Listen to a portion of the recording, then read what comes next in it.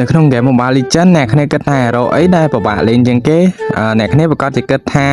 hero Link ឬក៏ Fanny ហើយដែលពិបាកលេងតែមាន hero មួយដែលពិបាកលេងជាង hero Link និង Fanny នឹងទៀតអ្នកគ្នា hero មួយនឹងជាប្រភេទ hero make អ្នកគ្នាហើយ hero នឹងគឺ combo skill ញ៉ៃៗឡើងតែអ្នកគ្នាអ្នកអត់ចេះ combo គឺ combo អត់ងាប់គេទេអ្នកគ្នាហើយអត់មាន make ទៀតហើយ hero មួយនឹងគឺ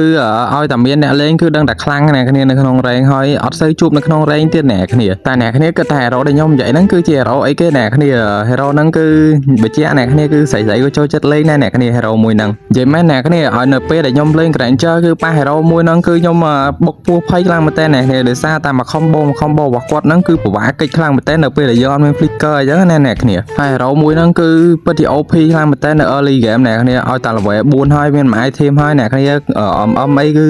ចាំតាបាក់ចឹងជនីរបស់គាត់ហើយអ្នកគ្នាគឺមួយ combo គឺបាក់កអ្នកគ្នាហើយ hero មួយហ្នឹងសម្រាប់តែអ្នកចេះលេងអ្នកគ្នាមួយ combo បាក់កតែបើអ្នកអត់ចេះលេងវិញដាក់ skill ចង់100 skill ក៏នៅតែអត់ងាប់គេដែរអ្នកគ្នា hero មួយហ្នឹងគឺខ្ញុំគិតថាពិបាកលេងជាងគេអ្នកគ្នាពិបាកលេងជាងលេងនឹង Fanny ទៀតអ្នកគ្នាលេងនឹង Fanny យើងអាចបោះ cable ឬក៏ចាក់ដាវអីផ្សេងអត់ត្រូវតែយើងបានកាប់គេបានខ្លះតែ hero មួយហ្នឹងគឺតែអត់ប្រើ skill ហើយគឺវាយដៃគឺវាយគេអត់ឈឺទេអ្នកគ្នាសាកទេមើល hero ដែលខ្ញុំកំពុងនិយាយហ្នឹងជា hero អីគេអ្នកគ្នាកុំភ្លេច comment នៅខាងក្រោមហ្នឹងឲ្យខ្ញុំបានដឹងផងហើយវីដេអូរបស់យើងក៏មានប៉ុណ្ណឹងដែរអ្នកគ្នាបាយបាយអ្នកគ្នាជួបគ្នានៅវីដេអូក្រោយ